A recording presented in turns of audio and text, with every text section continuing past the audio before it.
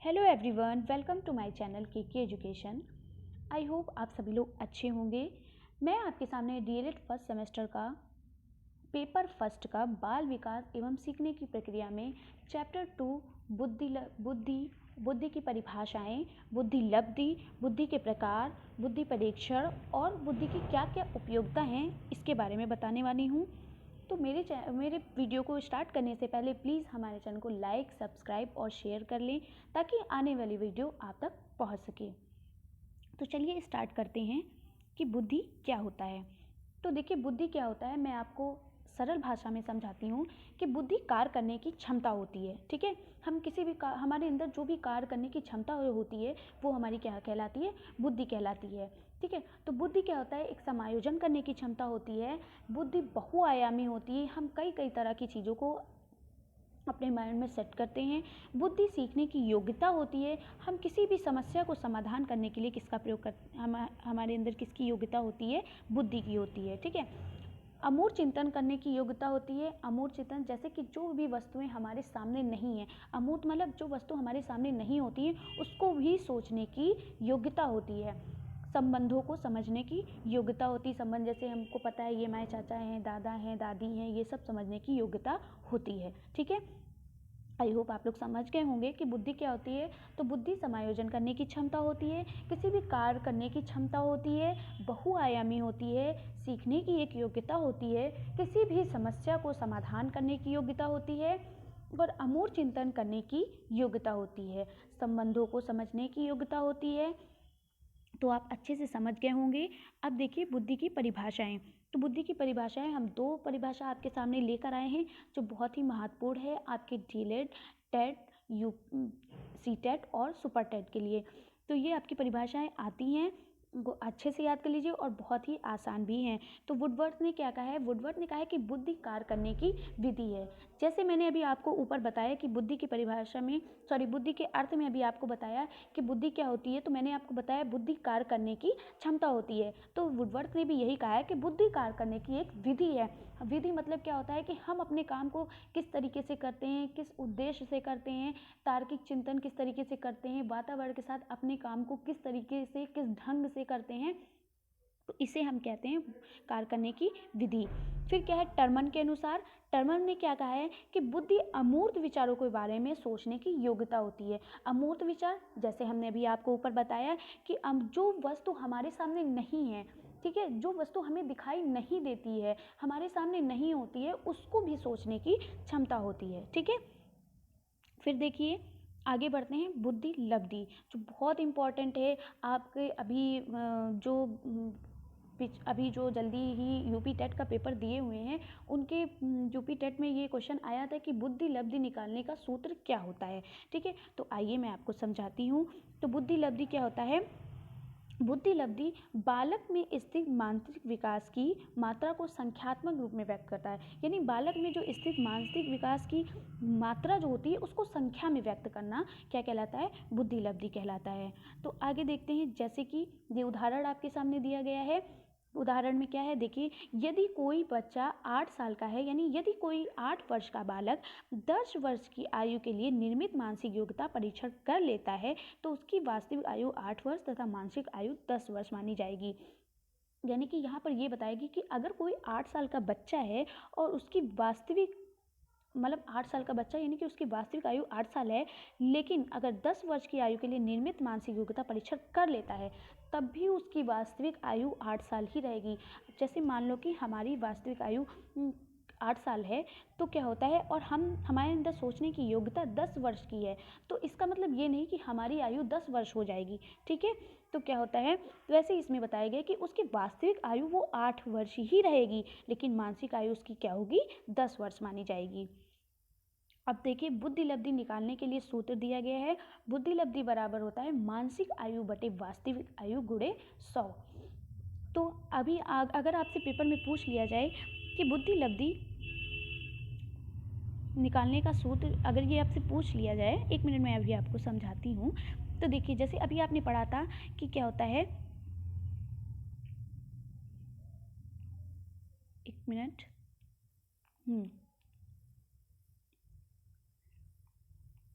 जैसे ये है, यदि कोई 8 वर्ष का बालक 10 वर्ष की आयु के लिए निर्मित मानसिक आयु योग्यता, तो जो आपकी मानसिक आयु जो होगी वो आपकी क्या हो जाएगी, मानसिक आयु आपकी आप 10 वर्ष लिखेंगे, गुणे बटे आप बुद्धि लब्धि बराबर क्या होगा, मानसिक आयु आप 10 वर्ष लिखेंगे बटे वास्तविक आयु आप 8 लिखेंगे और गुणे 100 कर देंगे। ठीक है, तो 100 कर देंगे। तो अब इसको क्या करेंगे, हम काट देंगे।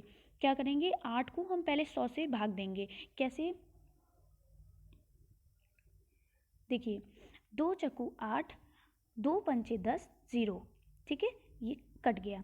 फिर क्या है, अब हम 4 को भाग देंगे तो 2 दूनी 4 और 2 दूनी 4, 1 बचा, 2 पंचे 10। ठीक, अब इसको भी इससे कट कर सकते हैं, 2 1 कम 2, 2 पंचे 10, 25 पंचे 125। ठीक है, तो बुद्धि लब्धि इसकी क्या आ गई, 125 आ गई। समझ में आ गया आपको। ठीक है, आगे देखते हैं।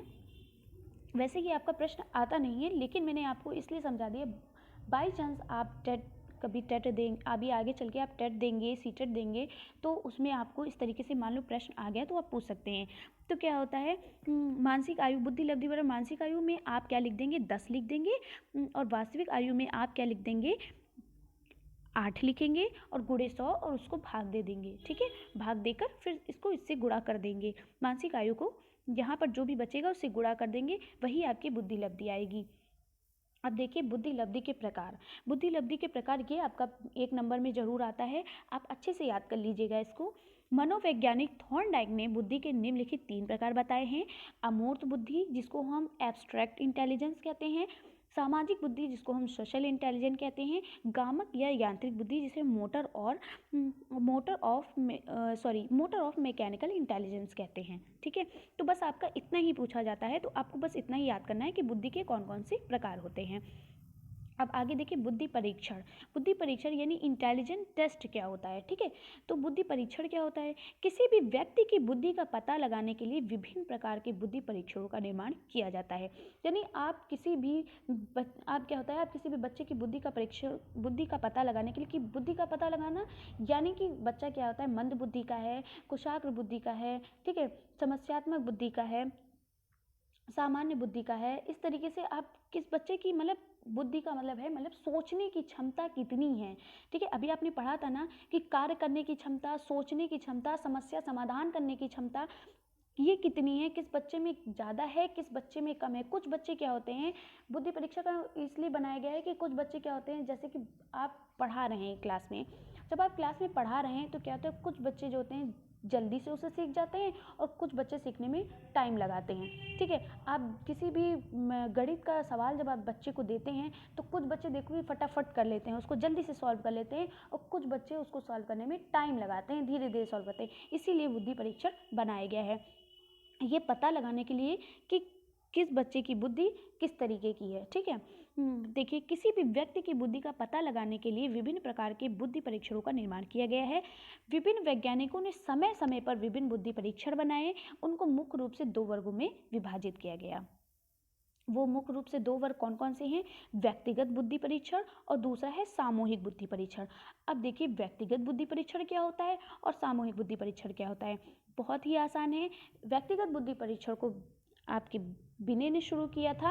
ये परीक्षण जो होता है ये केवल एक समय में एक ही व्यक्ति पर किया जा सकता है। ठीक है, क्या होता है, जैसे आप कक्षा में गए, तो क्या होता है, आप कक्षा में गए, आपने किसी एक बच्चे को बुलाया और कहा चलिए मुझे कविता सुनाइए। ठीक है, तो क्या हुआ, वो आप किसी एक बच्चे से पूछ रहे हैं, क्या होता है, फिर अब दूसरा ये हुआ कि एक बच्चा आया, उसने कविता सुनाई, फिर आपने उसको कह दिया आप जाइए, अब दूसरा बच्चा सुनाएगा।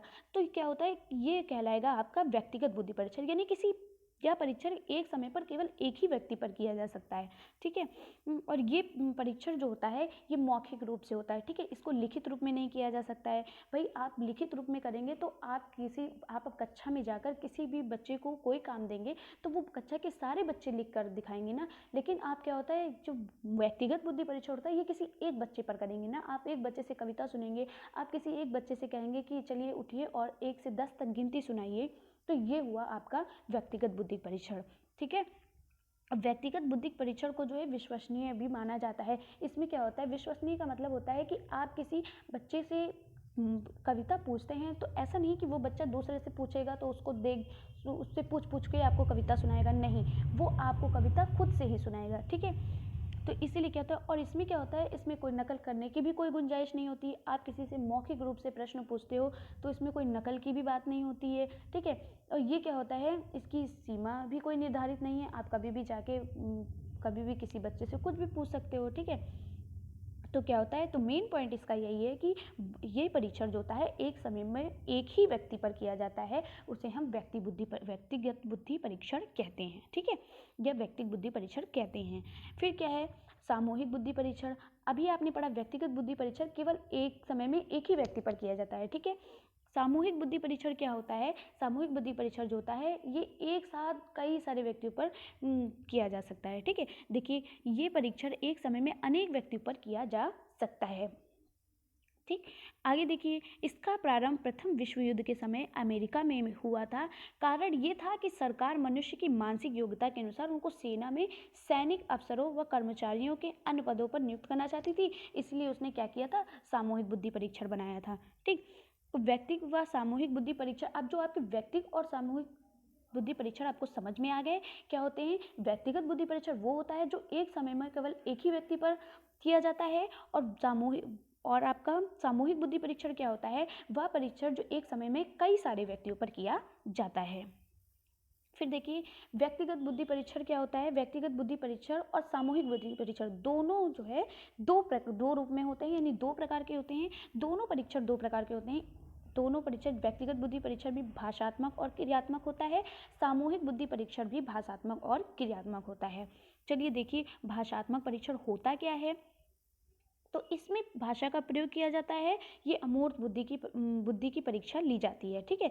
इसमें क्या होता है, इसमें भाषा का प्रयोग किया जाता है। जो भाषात्मक, अब यहाँ पे भाषात्मक परीक्षण है तो आपको ऑब्वियसली पता है कि इसमें भाषा की बात की जा रही है, तो इसमें क्या होता है, इसमें भाषा का प्रयोग किया जाता है, ठीक है। जो ये हमारे इसमें क्या होता है, अब आपको ये समझ में नहीं आ रहा होगा कि भाषा का प्रयोग कैसे करेंगे।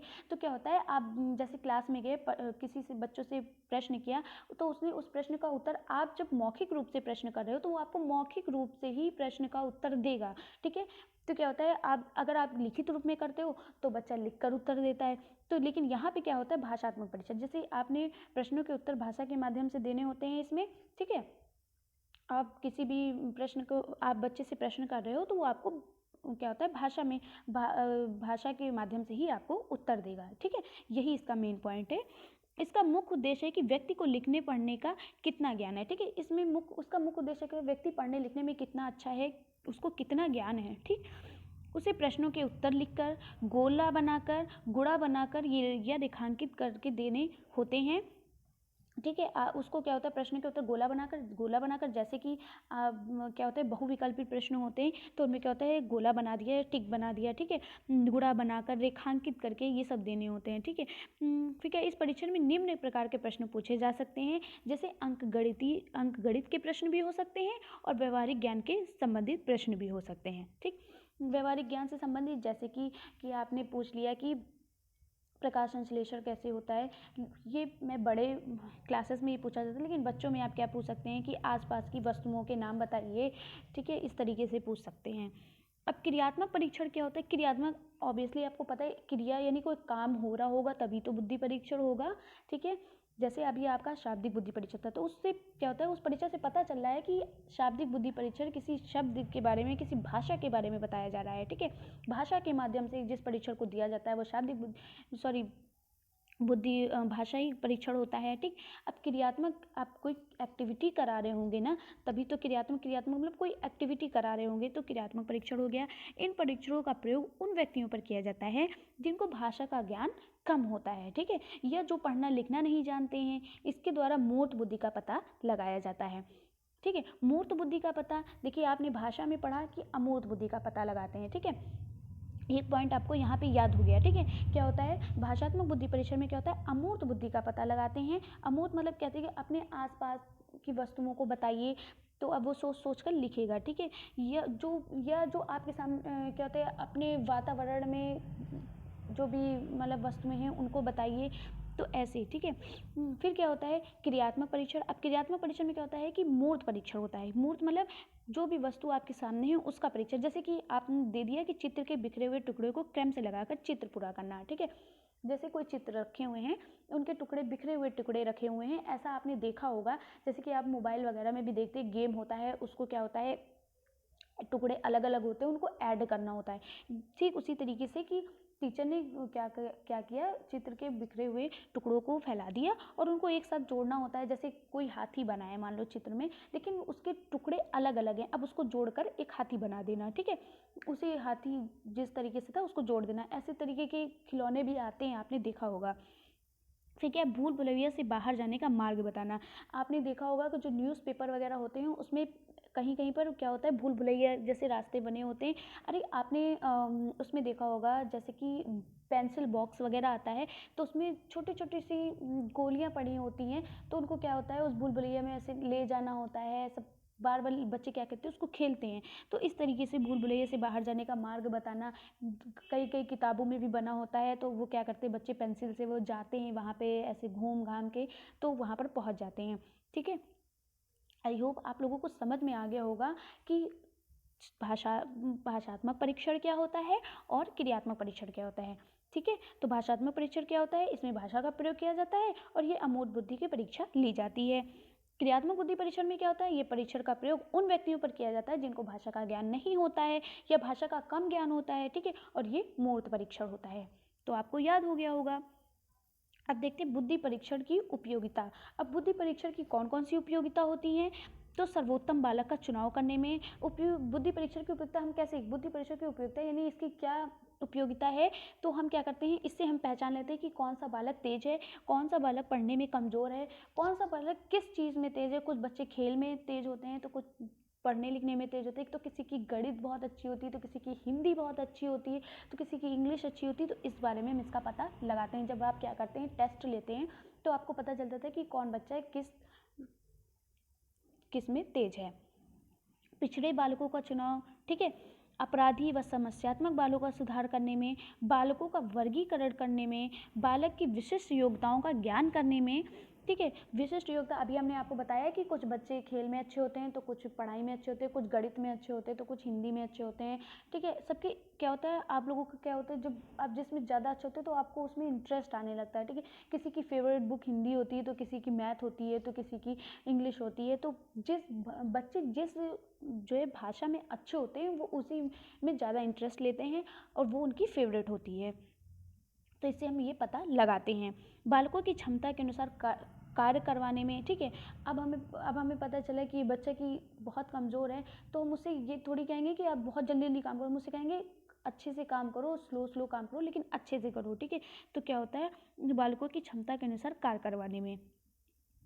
तो फ्रेंड्स, मेरा वीडियो कैसे लगा प्लीज़ कमेंट्स बॉक्स में ज़रूर लिख कर बताइए।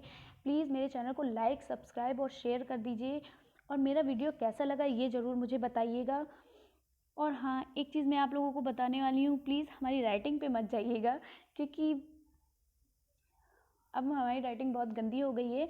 लेकिन आप लोगों को अपनी राइटिंग अच्छे अच्छे से लिखना है, अच्छे से पेपर में लिखना है, क्योंकि आपको नंबर लाने हैं, राइटिंग के भी डीएलएड में नंबर मिलते हैं, ठीक है। तो मिलते हैं नेक्स्ट वीडियो में, तब तक के लिए बाय बाय, टेक केयर।